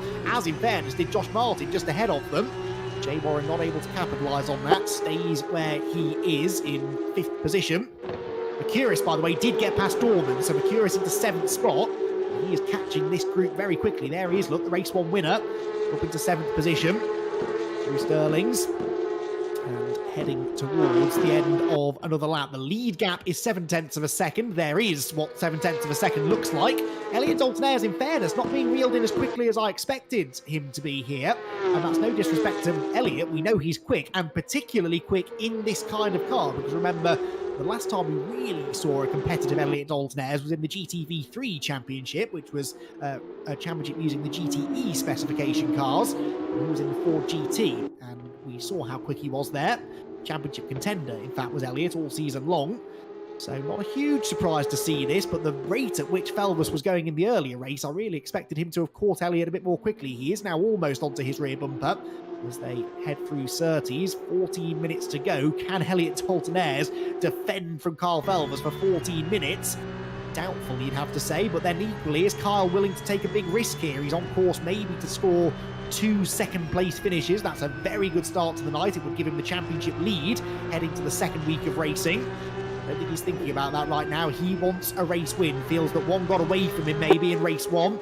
And now he's got an opportunity to try and do something about that. Down through Dingle Dell, there is a back marker looming on the horizon. And this might give Carl Felvis his opportunity. Beautiful drift there as he comes out of Sheen Curve. The inside of the back marker, they both go. Perhaps a slightly better line, though, from Felvis. Look, he's definitely catching Dalton-Ayres as they head for Clearway's corner. Elliot knows that that's not really an overtaking opportunity, didn't feel the need to defend, but still then misses the apex slightly again. And here comes Felvis, definitely close enough now to have a go. Elliot Dalton-Ayres defends the inside line. Carl Felvis going to the outside. He won't try and go right round the outside, but instead tried to cut back to the late apex. Dalton-Ayres was wise to that, though, and just sort of parked the car on that apex and made sure that Felvis couldn't get the switchback manoeuvre made. And as they head out of Druids, again, they will end up single file, running down the hill. The more they battle, the more they run side by side, the more time they risk losing to Martin, Last, Warren, Taylor, Mercurius, who are all queuing up behind. Look, you can see them off in the distance. And already that gap is just starting to creep down, I think. Keep an eye to that delta then between Felvis second and Martin third. Sits at 1.7 seconds now as they head for the back part of the circuit where Felvis again is closing in on Dalton-Ayres. Look, only a tenth between them. In fact, less than that now. They're side by side. Felvis round the outside at Hawthorne. That is a pretty ambitious move to try and make. Elliot Dalton-Ayres leaves him plenty of space, though more I think than other drivers would have done. But he knew that he still had the inside line for Westfield and for Sheen Curve if he needed it. And so he manages to retain the lead. But look, 2 tenths dropped already. Felvis up the inside of Sheen Curve. That's a really ambitious place to try and pass. It still didn't quite come off, and Elliot Dalton-Ayres retains the advantage. But this is now Carl Felvis, I think, realising just how much time he's losing. It's bringing that next group of cars right back into play, and he wants to try and get through as quickly as he can. A bit of a slide from Dalton-Ayres at the apex at Clearways. Does that give Felvis an opportunity again into Paddock Hill Bend? He's closing all the time, flashing the headlights at the race leader. Just under 12 minutes to go, and still Dalton-Ayres leads the way. Nicky Taylor, meanwhile, coming back here at Jay Warren, gets up the inside at Paddock and reclaims 5th, or does he? Jay Warren keeps on coming round the outside, doesn't want to lose this place because it could turn into 2 places lost with Theo Mercurius right behind. Theo bumps into the back of Nicky Taylor. That just lost Nicky some momentum and maybe allowed Jay Warren to hang on. Jay is wide at Graham Hill Bend, though. Up the inside comes Taylor, and this is exactly the position that Warren was in on the early stages of race 1. Theo Mercurius gets up the inside of him. They lean on each other perhaps slightly as they turn through the left-hander at Surtees, and through will go Mercurius. The leaders, meanwhile, are side by side down the hill as well. You don't know where to look, do you? Look at this. Absolutely top quality sim racing. Felvis has hit the lead ahead of Elliot Dalton-Ayres, but what's going to happen here? Mercurius up the inside of Taylor gets them both. Fantastic. Theo Mercurius gaining 2 places in 2 corners, and all of a sudden he's into the top 5. Taylor's back up the inside at Westfield, but Mercurius slams the door in his face, and Theo Mercurius will now set sail after the leading group. Nicky Taylor busy defending from Jay Warren. They've done brilliantly well. touch wood, to keep this clean so far. This has been brilliant racing on a circuit at which I can't stress enough how difficult it is to go side by side at these speeds in these cars, and these drivers are putting on a brilliant demonstration of just how it should be done. Felvis leads the way then, Dalton Ayres second, Martin third, last fourth. The top four are covered by next to nothing, and we're nearly 15 minutes into the race, just over 10 minutes to go, but Felvis now I think should have the pace just to break away at the front of the field. What's going on behind? Nicky Taylor is ahead of Jay Warren still. I think that's the positions they were in when we last saw them. It's hard to keep track, quite honestly, but I'm intrigued now to see the pace of Theo Mercouris. Theo Mercouris, 1.5 seconds adrift of that leading group. Can he catch them? And if he can, what progress can he make through them? Theo Mercouris has demonstrated some really good racecraft in this race, in race one and this race as well. And if he can catch them, I'm sure he'll have ideas of breaking onto the podium before the checkered flag is waved. Down the hill they come. Jay Warren is back up the inside of Nicky Taylor. Look in the background. That's for 6th position. Late on the brakes. I think he'll go through. Wait with bated breath. Yes, he does. Jay Warren up into 6th position. But Theo Mercouris, one of the candidates for driver of the round. I mean, there are several. You can't look past Carl Felvis, really. 2nd place in race 1, and then looks like maybe he could be on for a victory in race 2. But just because they're new to the championship, really, Mercouris and Warren have massively impressed me as well. It'll be difficult to pick a winner of the driver of the round, for which there is a prize, of course, as always, to be given. Lots of people who can make an argument for winning that one so far. Across the line we go then. 9 minutes remain. 9/10 of a second is the lead for Felvis back to Dalton Ayres. Josh Martin now coming under increased threat, really, from Joel Last. These two have had many an on-track battle down the years. Mercouris and Jay Warren, meanwhile, engaging in their second on-track battle of the night now. Mercouris has passed him once already in this race and, in fact, in race 1. But now Jay Warren wants to try and get one back on him. Oh, runs a bit too wide, though, out of Druids. We've seen previously how little grip there is out there. So he has to lift off the throttle. Mercouris therefore stays ahead. But look, at a lap ago, Mercouris was a 2.5 behind Joel Lask. He is now 8 tenths behind Joel. And of course, Joel is bottled right in behind Josh Martin. So a podium is still on the cards here for Mercouris. And unlike Felvis, who gained a lot of positions on the opening lap of the race, Mercouris has really had to work for this, picked his way past car after car after car with some brilliant overtakes and some great opportunistic moves as well. Can he complete that now and get it onto the podium for the second time tonight? One of the CAMMUS is off, and maybe that was a distraction for Mercouris. He just ran too wide onto the grass there, exiting Westfield. So Jay Warren almost had a chance to get up his inside. So Jay Warren needs to be careful here as well. He really will be better served to work with Mercouris, I think, at this stage, to try and catch the group ahead, but he's not thinking that, is he? Peeks to the inside at Clearways, carries a lot of speed through Clearways, does Warren. Look, that looked good on the way in, but then lost him time on the exit of the turn. So he drops back away out of striking range. Leaders on our second depart. Felvis was only a 10th quicker than Dalton Ayres on that previous lap. Josh Martin still defending 3rd place successfully from Joel Lass. There they go, through Druid's corner. Mention of the GT4s, by the way. It's easy to forget about them just because of how intense the battling is in the Cup class. I think Paul Laramie, Paul Laramie is back at the front by 6.7 seconds over Chris Blakey second, and Kenny Press perhaps on course for a class podium in 3rd as well. We don't get many opportunities to chat to Kenny. If he can make it onto the podium, we will have that opportunity after this second race. So down the hill we go, and more action now. That is Mercouris up the inside of Lask, and almost brought Jay Warren with him. So Mercouris immediately has broken into 4th. As soon as he caught Joel, Lask gets away through, and Joel is sideways at Westfield corner.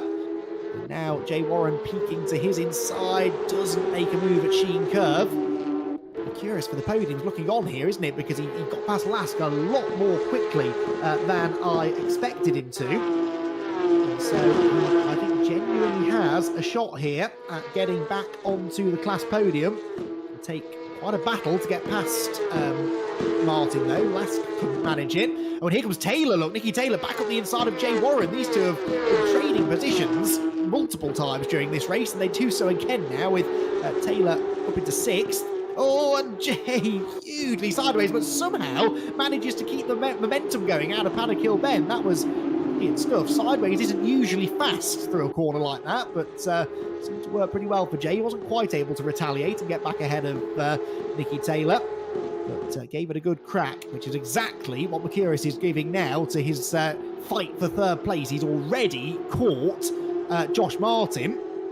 Surely, if he gets past Martin, surely he doesn't have time to catch the top two. Well, let's see if he can get past Josh Martin first. I don't think he's close enough, really, heading on to the Grand Prix loop. There is a back marker not that far ahead, though.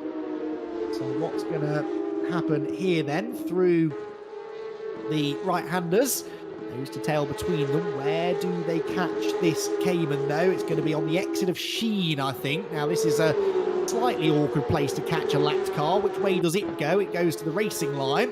And that means, well, actually, we're not going to catch it until the exit this turn. So I think that will allow them to get through cleanly. But Martin was slightly delayed there. Does Mercurius try something into clearways? No, not on the way in. About the exit speed, pretty even, but now Theo will have that little bit of a slipstream down the pit straight. Does he go for a lunge into Paddock Hill Bend? We've got 4.5 minutes to go. Goes for the high, wide and handsome line on the way into the corner. Lots of curb taken by both drivers on the inside line, but has that given Mercurius a run? No, Josh Martin moves across in the braking zone to cover. That was just about legal, I think. Didn't move too late there. Theo knew what he was doing and just sort of backed out of that ever-closing door. Through Graham Hill Bend. They're now starting to delay each other to the point that the top two should be pretty safe now. Carl Felvis 1.3 seconds clear of Elliot Dalton-Ayres. It's all about the fight for third. 5 cars under a blanket as they head for the Grand Prix loop again. And Josh Martin, if he can hang on to this podium, will have absolutely deserved it. He's hugging the inside line down Pilgrim's Drop and then moves back over to the middle of the road. That's fair. He left a car's width to the left, and that means that Mercurius doesn't get quite such an exit benefit compared to Josh Martin. With a Cayman now to be passed. That's Chris Blakey, I think, the second placed of the Caymans. They head machine curve where Nicky Taylor is up the inside of Joel Lask. Oh, there's contact and Taylor is sideways right in front of Jay Warren, who did a brilliant job to avoid him, but that was Nicky Taylor. I think he bounced awkwardly off the curb, got into the side of Joel Lask, and with all that weight over the rear of the car, nothing he could do to save it, unfortunately. And Nicky Taylor, just like that, is out of the top 10. You don't have to make much of a mistake here, and you will lose a chunk of positions. Joel Lask also, in fact, Lask is in the pit lane. Joel Lask is in the pit lane. What's that all about? Has he picked up a penalty? Has he got damage? He's driving through the pit boxes, but not stopping in any of them, which tells me maybe that was a penalty. Now, did he maybe pick up an off-track sort of track cut penalty because he had just been off the road again after that contact with Nicky Taylor?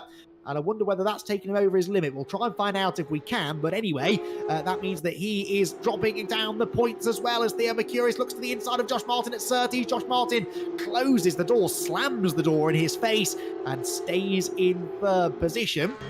So all of that means that Warren is now 5th, Andy Dorman is 6th, Ethan Hill is 7th, Andy Carroll is 8th, Kei Kogashiwa is 9th, and Nicky Taylor down to 10th after his spin up at Sheen Curve. We've still got 2 minutes 20 to go though, so at least one more lap at the end of this one.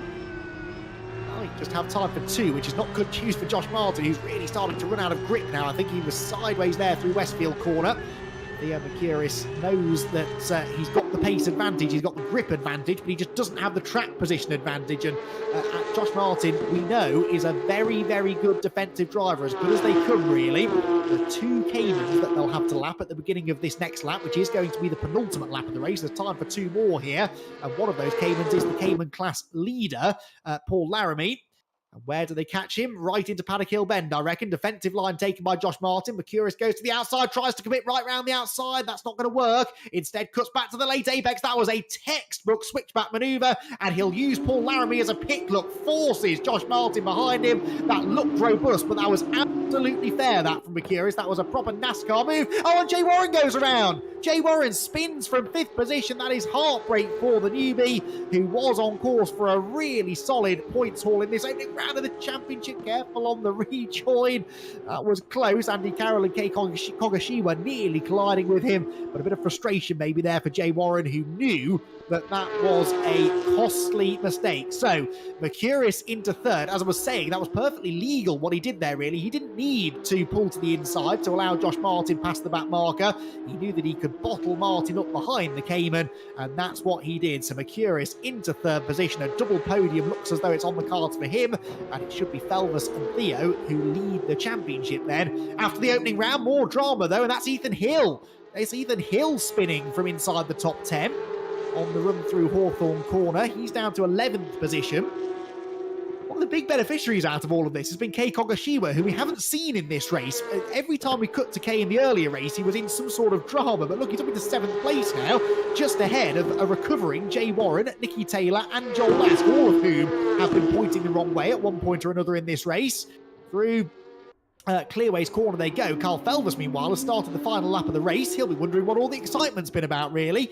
3 seconds up the road from Elliot Dalton-Ayres now.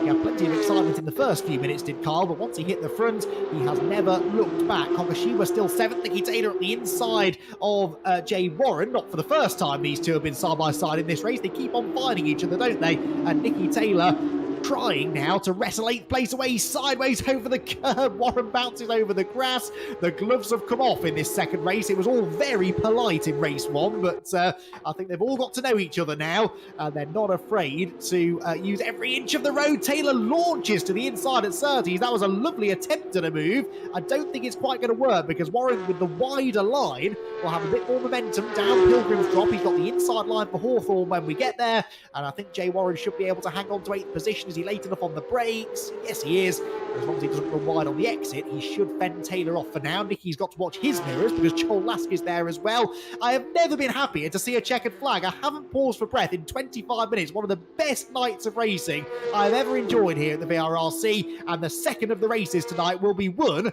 by Kyle Felvis. What a performance from Kyle Felvis. A well-deserved race victory. Elliot Dalton-Ayres second, and Theo Mercurius back on the podium for the second time tonight on his debut here at the VRRC. Josh Martin 4th, Andy Dorman 2 solid top 5 finishes. He's going to emerge as one of the top drivers in the points after tonight, with Andy Carroll 6th and Kei Kogashiwa 7th position. A great testament there to how staying out of trouble can really benefit you. There is Paul Laramie, by the way. Saw him briefly. He was the winner in the Cayman class. Second place will be Chris Blakey. He's already seen the checkered flag. And Kenny Press looks as though he will come home third in the Cayman class. Oh, wow, what a race. Both races tonight have been absolutely extraordinary. Some of the best side-by-side racing, genuinely, that I've ever seen here at the VRRC. Yes, it got a bit messy at times in race 2. That was sort of to be expected, but once things settled down, it was a top-quality race, and Kyle Felvis emerges from it as a deserving race winner, and he will be very pleased with that. He should provisionally be the championship leader as well. We'll work all of that out in a minute or two. I'm going for a lie down, and we'll be interviewing our top 3 from both classes in a couple of minutes.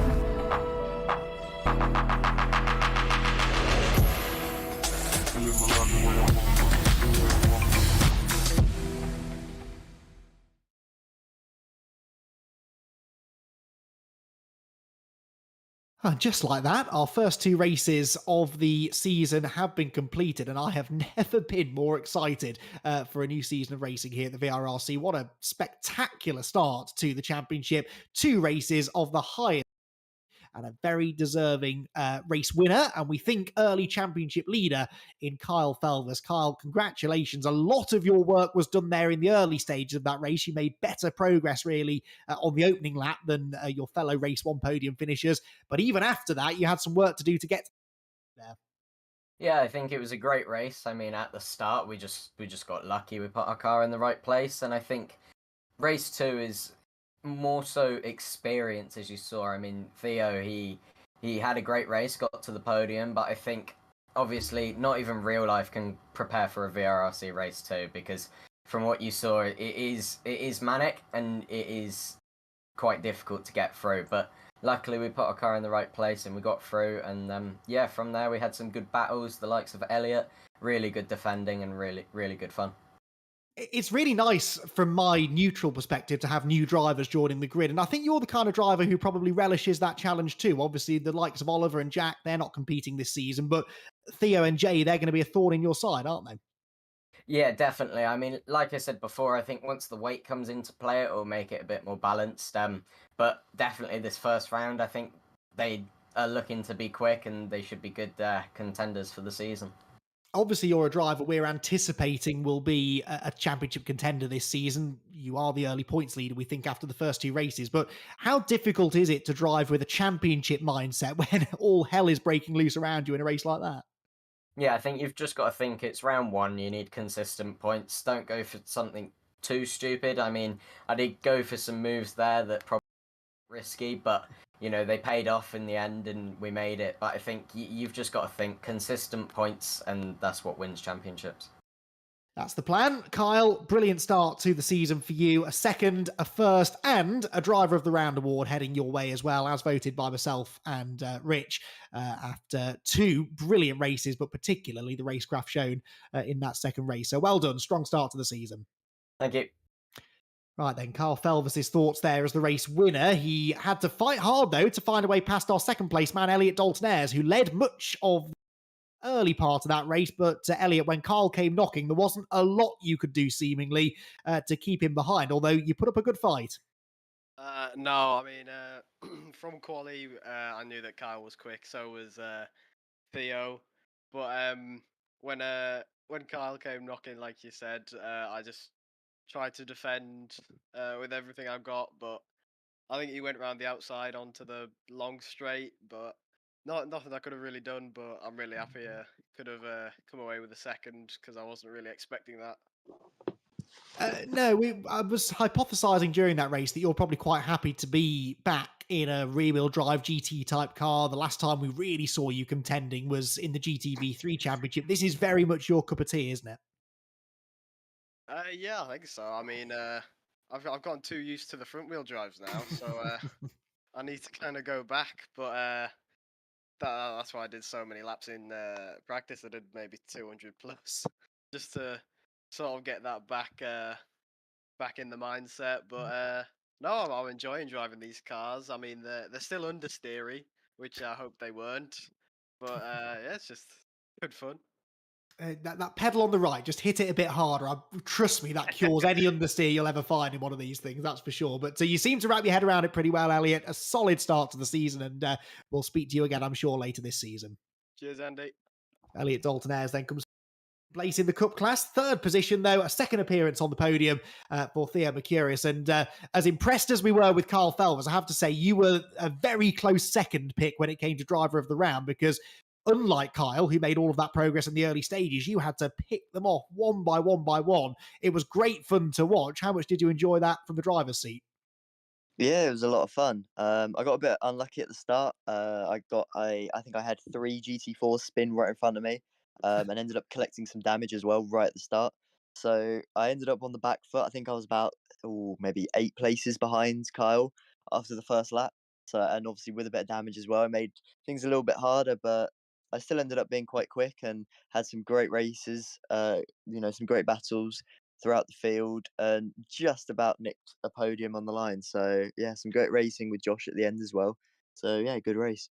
I'm interested to get your thoughts as someone who has sort of come in from real world racing into sim racing. I know you've done sim racing elsewhere, but how much do you find that your real world experience benefits you in a race like that? Because the one thing I really spotted that you excelled in both races actually was the positioning of your car, the reading of situations in front. You know, if you're behind two cars battling, you always seem to get past them both. Does that come from being involved in those situations for real? Yeah, sort of. It's something I've learned a lot throughout my career. It's something that I have worked on quite a lot since I first started because I've always been relatively quick in a car, but it's always been the racecraft that I've had to work on. So I've done a lot of that in real life, and obviously some of that translates stuff as well. It's just sort of trying to find the gaps, especially as you're coming through the pack, find the little gaps and try and make it work. But to be fair, you wouldn't be able to do it without the amount of respect that was out there. So huge respect to all the other drivers. Have been possible without them. Yeah, absolutely. Some real great racing respect shown out there by all of you. We're really impressed with you. I'm looking forward to seeing how you get on through the rest of the season. Bit of ballast will be coming your way, I'm sure, in the future, but I reckon you've got half a chance of overcoming that. Theo, massively well done. Two really strong results tonight. Thank you very much. So they are the Cup podium drivers done with for the second time tonight. It's chance now to catch up with Paul Laramie. And Paul, for the second time tonight, we're talking to you as a class winner within the Caymans. That one, though, was not quite as straightforward, was it? Starting at the front of the grid from a reversed grid is normally a blessing, but tonight it sort of complicated matters, didn't it? Definitely made it more interesting because by the time we got to the first corner, there were a lot of cars that caught us up. So I got stuck in a bit of a pack in the middle of that. Came out behind, I think, 4 or 5 of them in the class. I was able to just kind of work my way back through again. Got in front of Chris and was kind of able to hold it through to the end. Thankfully, the fast cars coming through, I thought they all showed really good respect coming through. Came through well without kind of causing trouble, really. So yeah, it was overall a good race. You definitely seem to have a good pace advantage in the 2 races tonight, perhaps more so than qualifying would have suggested. Is that something you expect to continue in the later rounds, or do you think they're going to start getting closer to you? I wasn't expecting actually with Chris because when we looked at some of our practice times, we were within a tenth of each other. So I think at a bit of consistency, we'll both be pretty close anyway through the season. So good to get a good start with 2 race wins. So we'll see how the rest goes. Absolutely, bank the points when you get the chance to. Yeah. Paul, congratulations, 2 race victories, perfect start to the season. Thanks, Andy. Final driver I think we're going to get a chance to chat to is our second place man. Well, Chris, you led for a little while in the class in that race, I think, in the early stages, but Paul managed to catch you. Any little spins or incidents we might have missed this time around? Yes. No. Yeah, no, I'll happily admit that I couldn't quite keep pace with Paul. He's a cracking driver on real track and virtual track. We always have good races together. But yeah, I thought I kind of had a good gap. I was like, right, I'll keep that, and I just had a tiny little wiggle going onto the back straight that just put me off a little bit. It was all my own doing. So. It's funny, isn't it, how driving under pressure like that, you know how quick Paul's been, you can see him closing in, you make one little mistake and it can so easily snowball, can't it? Because then you feel you've got to try and make up for that lost time. But in the sim, as it is in the real world, it's very easy to overdrive and just make the situation worse. 100%, yeah, definitely. It was, just try and push him. The odd wiggle, it was all my own doing, but learning lots. That's how I only started racing real last year, and I've learned so much. Paul's taught me loads as well, so it's great to race with him virtually as well as on the real track as well. So. Good stuff. Well, we're looking forward to more good battles between the 2 of you as the season goes on. But Chris, congratulations on your 2 second places. Thank you, guys. Well, we don't have Kenny Press, unfortunately, to have a chat to, but he did come home 3rd in the Cayman class. So congratulations to Kenny on that. Right then, if you enjoyed that and you think you want to join the madness, and I have to say I'm tempted actually to vacate the commentary box and get down onto the track, given how exciting tonight's racing was, then this perhaps is your way to get involved. The fun races are free to enter here at the VRRC, and it's a great way for you to get a bit of a taste for what racing with us is really like. And our next fun race takes place this Sunday, 5th of November, 8 p.m. And what a car and track combination we've got for you this time. It is the Mount Panorama circuit in Australia. and we're going there in the proper V8 supercars. V8 supercars, Mount Panorama, a partnership made in racing heaven, and you too can head out onto the track if you want to. Just head over to the VRRC social media pages and get onto their Discord for all of the information on how to join. That is fun race. That's not the only way that you can compete, though, here at the VRRC. We've also got our time attacks, and these are a little bit more serious because there are cash prizes available to the drivers who set the 5 fastest times come the end of the 2 weeks that these competitions run for. So this one started yesterday, and it runs for 2 weeks into the middle of November. It takes place at Spa, and the car of choice is Formula Mad. Now, I will admit, I've never heard of that. The car looks vaguely familiar, and it looks fairly mad. So lots of downforce, quite a bit of power, I think, and a truly unique car for you to try and get to grips with around the Circuit Spa-Francorchamps. So 2 weeks, £15 will go to the driver who sets the fastest time. Right then, that was round 1 of the VRRC Porsche Cup, and if it's anything to go by, you won't want to miss the action through the rest of the season. We'll still be minus Jack Oliver. Jack, hope you enjoy your trip to Australia, but myself, Andy McEwen, and Rich Hayden, who has done a fantastic job putting the broadcast together, we'll be back for more of the same in a week's time.